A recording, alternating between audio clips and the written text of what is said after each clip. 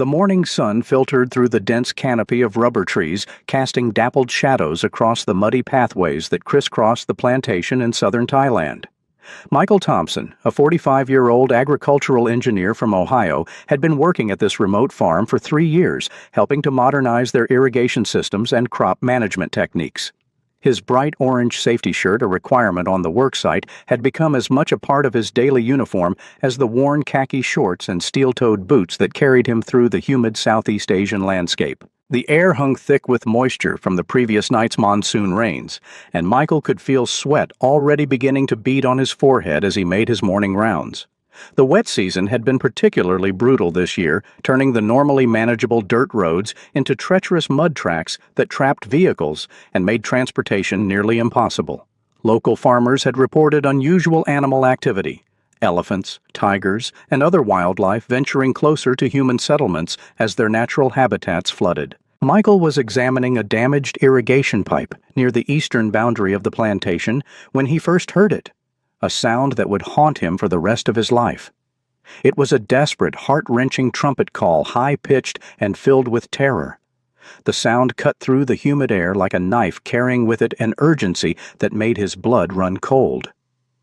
He had heard elephants before during his time in Thailand, but this was different. This was the cry of something in mortal danger. Following the sound through a grove of young rubber trees, Michael pushed aside hanging branches and stepped over fallen logs, his boots squelching in the soft earth. The trumpeting grew louder and more frantic with each step, joined now by what sounded like violent splashing and the deep groaning of wood under stress. When he finally emerged into a small clearing, the scene before him stopped him in his tracks. A baby Asian elephant, no more than 3 months old by Michael's estimation, was trapped in what had once been a small pond, but was now a pit of thick, viscous mud. The recent rains had turned the watering hole into a death trap, and the young calf had obviously ventured in during the night to drink only to become hopelessly mired in the clinging sediment. The little elephant's gray skin was completely caked with brown mud, making it difficult to distinguish where the animal ended and the marsh began. The sight was both heartbreaking and terrifying. The calf's trunk waved frantically above the surface, the only part of its anatomy that remained completely free of the sucking mud. Its small eyes, wide with panic, darted around the clearing as if searching for its mother or any sign of help. Each movement seemed to drive the young elephant deeper into the mire, and Michael could see that exhaustion was beginning to take its toll. The trumpeting calls were becoming weaker, more desperate. Michael's mind raced as he assessed the situation. The calf appeared to be sinking slowly but steadily, already submerged up to its shoulder line. The mud had the consistency of thick concrete, and he could see that any rescue attempt would be extremely dangerous for both the animal and anyone trying to help. But more concerning was the absence of the mother elephant. Adult female Asian elephants are notoriously protective of their young and rarely venture far from their calves. The fact that this baby was alone suggested either abandonment, highly unusual for elephant social structure, or that something terrible had happened to the mother. The first thing Michael needed to do was call for help, but his satellite phone showed no signal in the dense forest clearing. The plantation's main office was over 2 miles away, and by the time he could return with assistance, the calf would likely be dead. The young elephant's struggles were becoming increasingly feeble, and Michael realized that if he didn't act immediately, he would be watching a magnificent creature die before his eyes. Stripping off his orange safety shirt and boots, Michael waded into the edge of the mud pit. The sensation was horrifying. The thick sludge immediately grabbed at his legs, trying to pull him down with the same relentless force that held the elephant captive. Each step required tremendous effort, and he quickly understood why the calf had become so hopelessly trapped. The mud seemed alive, a malevolent force that clung to everything it touched. The rescue that followed would later be described by wildlife experts as either incredibly brave or incredibly foolish, possibly both. Working slowly and methodically, Michael began the painstaking process of digging around the elephant calf's body, scooping away handfuls of thick mud with his bare hands. The work was exhausting and dangerous. Several times he nearly lost his footing and had to grab onto the elephant's back to prevent himself from being pulled under. The baby elephant seemed to understand that help had arrived.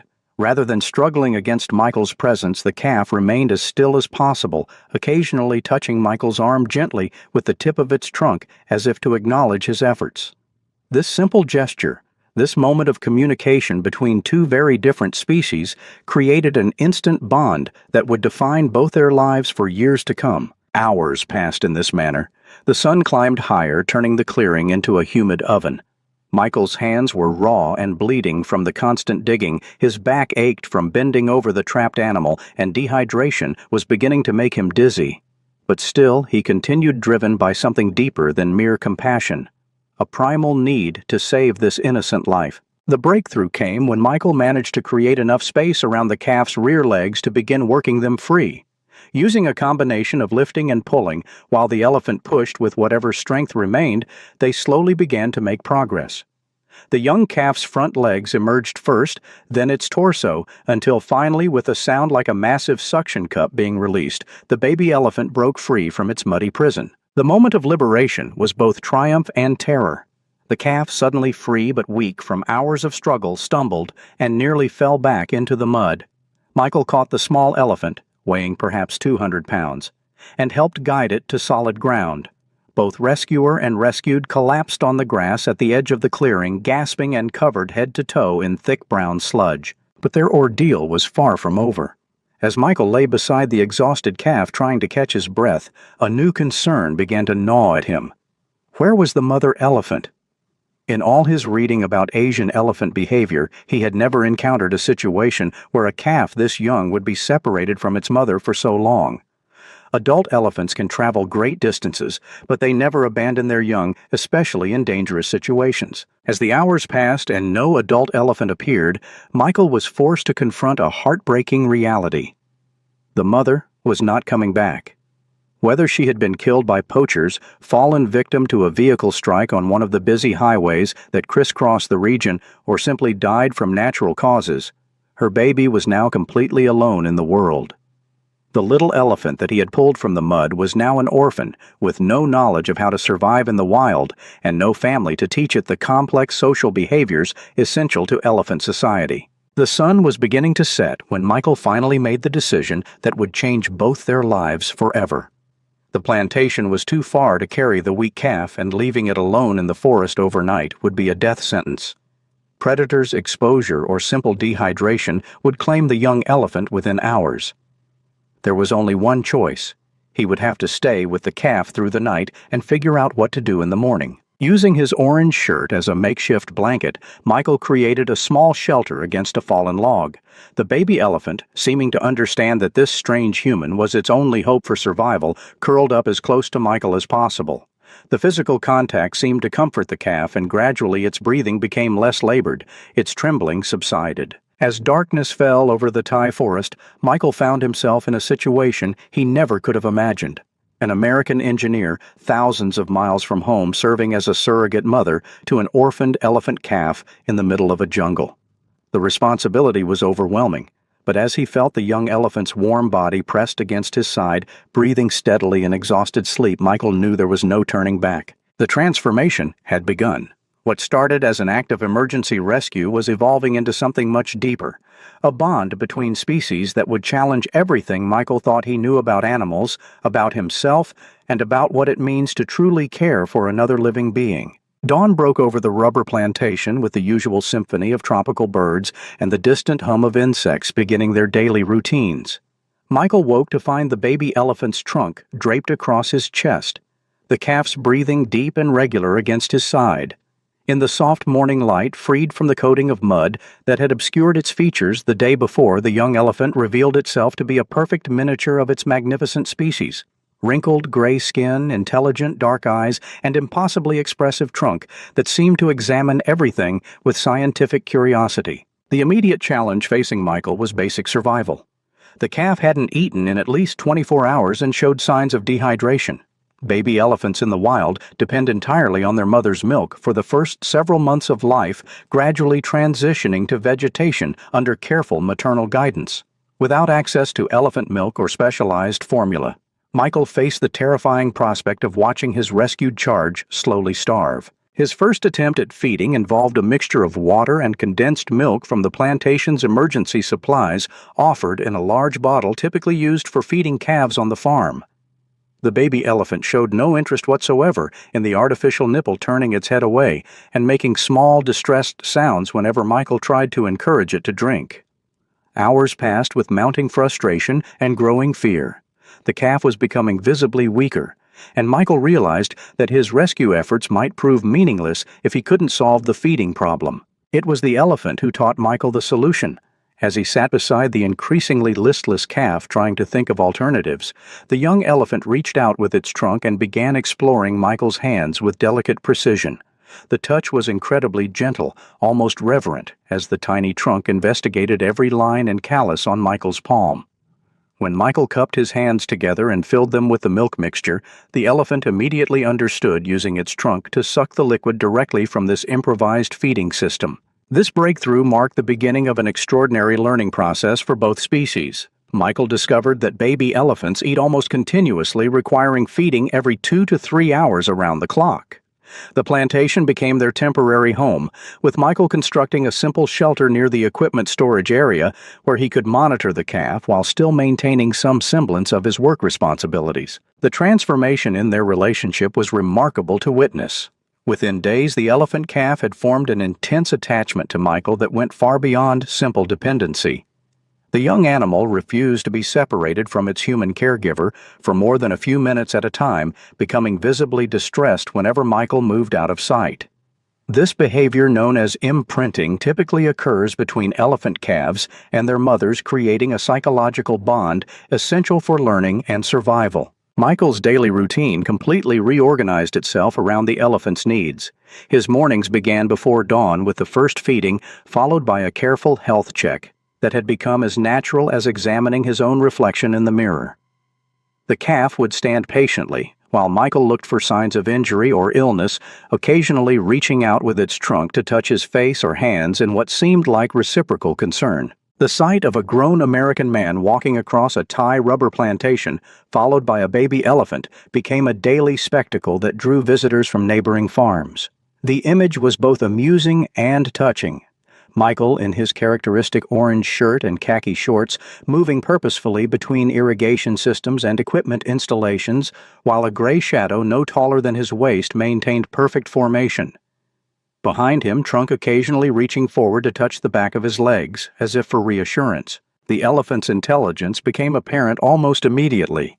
Within a week, the calf had learned to respond to Michael's movements and gestures, seeming to understand the rhythm of his workday. When Michael stopped to examine equipment, the elephant would find a shady spot nearby and wait patiently. When he moved to a new location, the calf would rise and follow without any verbal command or physical encouragement. Feeding times evolved into elaborate rituals that spoke to the depth of their connection. The elephant would approach feeding with what could only be described as ceremonial behavior, first touching Michael's hands with its trunk, then positioning itself precisely for optimal access to the milk mixture. After feeding, the calf would often rest its head against Michael's chest, a gesture of contentment and trust that never failed to move him. The challenges of caring for a wild animal in a human environment became increasingly complex as the elephant grew stronger and more active. The calf's natural curiosity led to numerous adventures that tested both Michael's patience and his problem-solving skills. Irrigation pipes became toys to be investigated and occasionally damaged. Equipment storage areas transformed into exploration zones where every tool and machine required thorough trunk-based examination. Most challenging were the nights. Baby elephants in the wild sleep in close physical contact with their mothers and the extended family group. Deprived of this natural comfort, the calf initially experienced severe separation anxiety whenever Michael attempted to sleep in his own quarters. The solution required creativity and compromise. Michael moved his sleeping area to the equipment shelter, creating a space where both he and the elephant could rest in proximity while maintaining some boundaries. The bond between them deepened with each passing day. Michael found himself learning to read the elephant's moods and needs with increasing accuracy, while the calf seemed to develop an almost supernatural ability to sense Michael's emotional state. On days when work frustrations left Michael tense or distracted, the young elephant would approach with extra gentleness, sometimes simply standing beside him with one small foot touching his leg as if offering comfort. Local veterinarians and wildlife experts who examined the calf were unanimous in their amazement at the animal's health and behavioral development. Despite the traumatic circumstances of its rescue and the artificial nature of its care, the baby elephant was thriving physically and psychologically. The attachment to Michael, while unusual, appeared to be providing the emotional security necessary for normal development. But this success story came with mounting practical complications. As the elephant grew larger and stronger, gaining weight rapidly on its improved diet, the limitations of plantation life became increasingly obvious. The calf's natural behaviors were emerging, including a tendency to test boundaries, explore dangerous areas, and occasionally display the stubborn independence characteristic of its species. Michael's work performance began to suffer as more of his time and attention was diverted to elephant care. The plantation owners, while sympathetic to the unusual situation, made it clear that long-term accommodation of a wild animal was not feasible. Insurance concerns, safety issues, and the simple logistics of managing both agricultural operations and elephant husbandry were becoming untenable. More concerning were the signs that the elephant was beginning to outgrow its surrogate family structure. The calf showed increasing interest in distant sounds that might indicate the presence of other elephants. Its behavior during these moments, alert, focused attention combined with soft vocalizations, suggested an instinctive recognition that something was missing from its social environment. Wildlife behaviorists explained to Michael that elephant calves learn essential survival skills through interaction with their extended family groups. Complex behaviors like food selection, social communication, danger recognition, and mating rituals could not be taught by a human caregiver, no matter how dedicated. The elephant was approaching an age where these lessons would become critical for its long-term survival and psychological well-being. Michael found himself caught between competing emotions and responsibilities. The elephant had become as central to his daily existence as breathing or eating. The thought of separation created a physical ache in his chest that he had never experienced before. Yet he was beginning to understand that his love for the animal might require the most difficult decision of his life, letting go for the sake of the elephant's future. The realization came gradually built through countless small moments of observation and growing awareness. When the elephant showed excitement at the distant sound of wild elephants calling across the valley. When it displayed natural behaviors, like dust bathing and branch breaking, that had never been taught or demonstrated. When veterinarians gently explained that continued human dependency could permanently damage the animal's ability to integrate with its own species. Michael was evolving from rescuer to surrogate parent and now faced the prospect of becoming something even more difficult, a loving guardian willing to make the ultimate sacrifice for his charge's well-being. The elephant that had followed him across the plantation paths, slept beside his bed, and learned to find comfort in his presence, deserved a life among its own kind, no matter how much that separation would cost both of them. 6 months had passed since that desperate morning when Michael pulled a dying elephant calf from the mud pit, and the transformation in both their lives had been remarkable. The baby elephant, now approaching 400 pounds and standing nearly 3 feet tall at the shoulder, had grown from a helpless victim into a vibrant, healthy young animal whose intelligence and personality seemed to expand with each passing day. The bond between human and elephant had deepened beyond anything Michael could have imagined, creating a relationship that challenged conventional understanding of interspecies connection. But with growth came an increasingly complex set of challenges that could no longer be ignored or managed through creative solutions. The elephant's natural behaviors were asserting themselves with growing intensity, creating situations that ranged from amusing to genuinely dangerous. The calf's strength, while still that of a baby by elephant standards, was more than sufficient to damage equipment, knock down barriers, and occasionally pose risks to human safety. More troubling were the psychological signs that the young elephant was beginning to experience what wildlife behaviorists term social dysphoria, a form of distress that occurs when highly social animals are isolated from their own species during critical developmental periods. The calf showed increasing restlessness, particularly during evening hours, when wild elephant herds were most active in the surrounding forest. Its trunk would lift high into the air, testing for scents and sounds that Michael's human senses couldn't detect, and its body language conveyed an unmistakable sense of longing. The decision point came during a consultation with Dr. Siraporn Thanakit, Thailand's leading expert in elephant behavior and rehabilitation.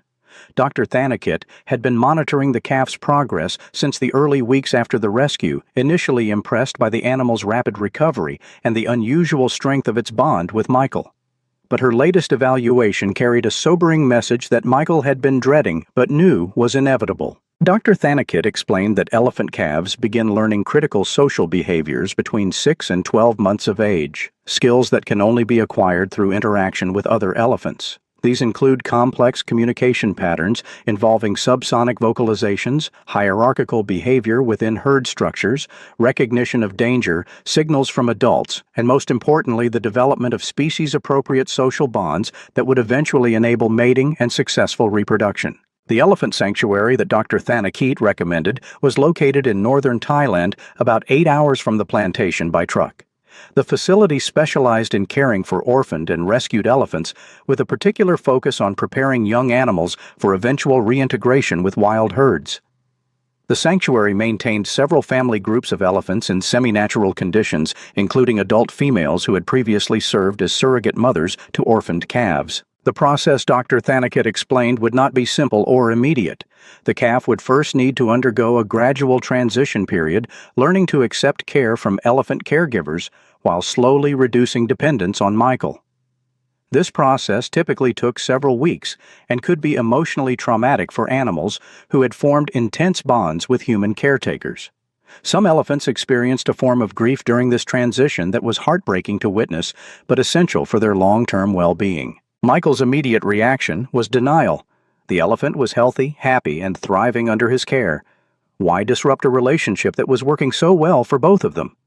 But as Dr. Thanakit continued to explain the long-term consequences of prolonged human dependency, Michael was forced to confront some uncomfortable truths about his motivations and the elephant's actual needs. The elephant's attachment to Michael, while touching and apparently beneficial in the short term, was potentially damaging to its psychological development. Young elephants who bonded exclusively with humans during their early months often struggled to form appropriate relationships with their own species later in life.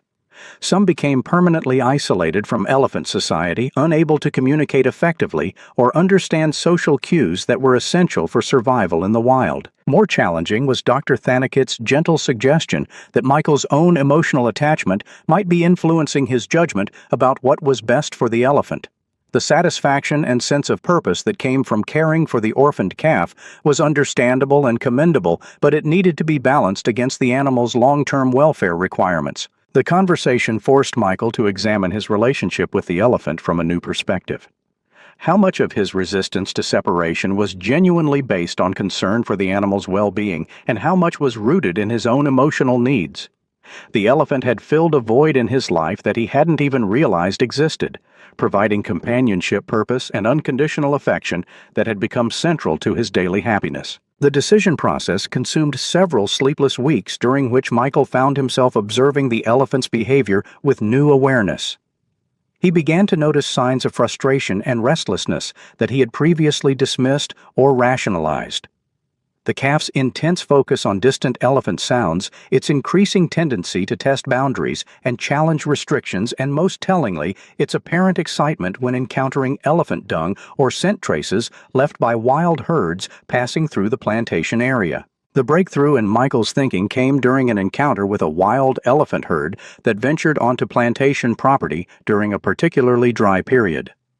The elephants were seeking access to the irrigation water sources, and Michael's first concern was protecting his charge from potential danger. Adult wild elephants could be unpredictable around humans and might view the orphaned calf as a threat or competitor. But the young elephant's reaction to seeing its own species for the first time since the rescue was impossible to ignore or misinterpret. The calf became intensely animated, vocalizing with sounds Michael had never heard before and displaying body language that spoke of recognition, excitement, and deep longing. When the wild herd moved away after drinking their fill, the young elephant attempted to follow, calling repeatedly and showing signs of genuine distress when Michael prevented it from leaving. That night, as Michael sat beside the visibly agitated calf, he finally accepted what Dr. Thanakit had been trying to tell him. His love for the elephant, if it was genuine love rather than selfish attachment, required him to make the most difficult sacrifice imaginable. giving up the relationship that had become the center of his emotional life for the sake of the animal's future happiness and well-being. The preparation for separation took 3 weeks and was the most emotionally challenging period of Michael's life. Working with sanctuary staff, he began gradually reducing the elephant's dependence on his constant presence, encouraging the calf to spend increasing amounts of time with Thai elephant handlers who would eventually take over its care. These men and women experienced in working with orphaned elephants understood both the behavioral needs of the animals and the emotional trauma experienced by human caretakers facing separation. The elephant's response to this transition process was heartbreaking to witness. Initially confused by the reduction in Michael's attention and presence, the calf showed signs of depression and anxiety that mirrored human reactions to abandonment. It refused food for several days, became listless and withdrawn, and would stand for hours at the edge of its enclosure trunk extended toward wherever Michael had last been seen. But gradually, with patient encouragement from the Thai handlers and carefully structured interactions with other elephants at a nearby holding facility, the calf began to show interest in its new environment and caretakers. The moment when it first touched trunks with an adult female elephant, a gesture of greeting and social recognition, marked the beginning of its psychological transition from human-dependent orphan to elephant society member. The day of final separation was scheduled for early morning when travel conditions would be optimal and both Michael and the elephant would be in the calmest possible state. The sanctuary transport truck arrived at dawn equipped with a specially designed enclosure that would keep the elephant secure and comfortable during the journey north. Loading the elephant into the transport proved to be an ordeal that tested everyone's emotional resilience. The calf seemed to understand that something significant was happening and became increasingly distressed as the loading process continued. It repeatedly called for Michael reaching toward him with its trunk and showing clear signs of panic and confusion. Michael's temptation to call off the entire process was overwhelming. The elephant's obvious distress felt like betrayal of the trust and affection that had developed between them over the past months. Every instinct told him to comfort the animal, to promise that everything would be all right, to maintain the relationship that had brought both of them such happiness. But the sanctuary staff experienced in managing these difficult transitions, gently but firmly, encouraged Michael to complete the separation process. They explained that partial separations or false starts typically caused more trauma than clean, decisive action. The elephant needed to understand that the relationship was changing permanently, not temporarily. The truck pulled away from the plantation with Michael standing alone in the red dust of the access road watching until the vehicle disappeared around a distant curve. The silence that followed was absolute. No sound of small elephant feet following behind him, no gentle trunk touches seeking reassurance, no soft breathing beside his sleeping area at night. The emptiness was physically painful, a hollow ache in his chest that seemed to grow stronger rather than weaker as the days passed. For the first 2 weeks after the separation, Michael received daily reports from sanctuary staff about the elephant's adjustment process. The initial reports were concerning. The calf had refused food for several days, showed signs of depression and withdrawal, and repeatedly called with sounds that the handlers recognized as distress vocalizations specifically directed toward absent human caretakers. But gradually, positive changes began to emerge. The elephant started showing interest in other young elephants at the facility, began eating regularly when food was offered by elephant handlers rather than humans, and most importantly, started responding to the complex social communications of the adult female who had been selected as its potential surrogate mother. 6 months after the separation, Michael received an invitation from Dr. Thanakit that both thrilled and terrified him: the opportunity to visit the sanctuary and observe his former charge's progress. The invitation came with warnings and conditions. The visit would be brief, conducted from a distance that prevented direct interaction, and structured to avoid disrupting the elephant's ongoing socialization process. The journey to northern Thailand felt like traveling to another lifetime. Michael had continued his work at the plantation, but the absence of the elephant had left a void that no amount of professional activity could fill. His daily routines felt mechanical and purposeless without the constant presence of the animal that had transformed his understanding of compassion and responsibility. The sanctuary itself was a revelation. Hundreds of acres of natural forest and grassland where elephants moved in family groups that closely resembled wild herds. The facility's philosophy emphasized minimal human intervention, allowing the animals to develop natural behaviors and social structures while providing veterinary care and protection from external threats. Finding his former charge among the dozens of elephants at the sanctuary took several minutes of careful observation. When Michael finally spotted the young elephant, now significantly larger and moving with the confident gait of a healthy adolescent, the emotional impact was overwhelming. The animal that had once followed him everywhere, slept beside his bed, and learned to find comfort in his touch, was now integrated into a group of young elephants under the watchful supervision of 2 adult females. The moment of recognition was unmistakable. Despite the months of separation and the dramatic changes in the elephant's social environment, it immediately detected Michael's scent and presence. The reaction was instant and dramatic.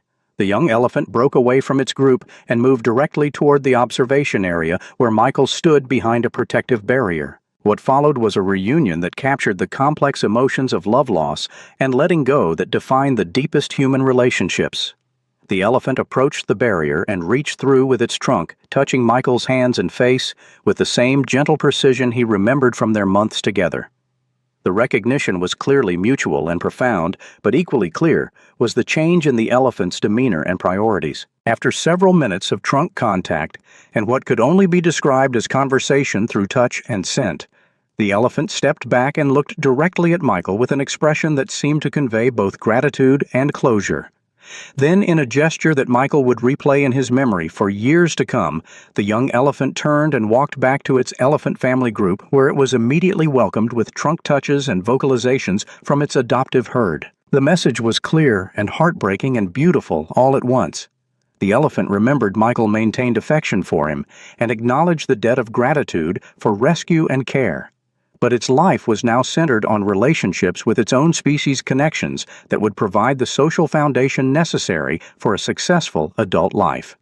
The desperate dependent attachment that had once bound them together had evolved into something healthier but more distant, fond memory rather than daily necessity. As Michael watched his former charge interact with other young elephants displaying behaviors and vocalizations he had never seen during their months together, he finally understood the wisdom of the decision he had fought so hard against. The elephant was not just surviving in its new environment, it was thriving in ways that would never have been possible under human care, no matter how loving or dedicated.